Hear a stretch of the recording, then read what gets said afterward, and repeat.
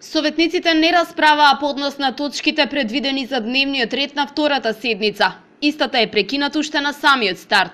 Од советничката група на коалицијата предводена од ВМРО ДПМН најавила дека седницата била закажана спротивно на законската регулатива. Одлуките и решенијата од седниците според статутот стапуваат на сила по нивно објавување во службен весник. Одлуката за избор на нов председател е објавена на 30 октомври, а Петров седницата ја закажал 3 дена порано. Процедурата за свикување на денешната седница е во целост прекршена, односно дека ново именуваниот председател на Советот во моментот кога го потпишал решението за свикување на седницата, односно во моментот кога ја свикал седницата, се уште не бил председател на Совет на општина по сила и по закон како што регулира легислативата во Република Македонија и прописите на општината.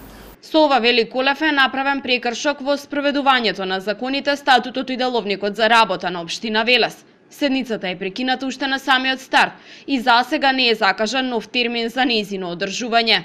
Побарав да ни биде доставен службениот гласник и да ни биде доставено решението за свикување на седницата. Решението не ни беше доставено, беше доставен само службениот гласник. Се даде пауза прво на наше барање, паузата понатаму беше пролонгирана поради координација на предпоставуван председателот на Советот со службите на општината, после што бевме информирани дека седницата е прекината. Опозицијата на денешната пресконференција реагираше и во однос на преносот на седниците. Нејасно е, вели Колев, зошто немаше камери за да може јавноста да биде информирана за работата на Советот. Во ова ситуација ќе поставиме јавно прашањето зошто денешната седница која што беше свикана за Советот на општина Велес беше без присуство на јавноста на овој начин. Очекуваме да добиеме одговор за тоа.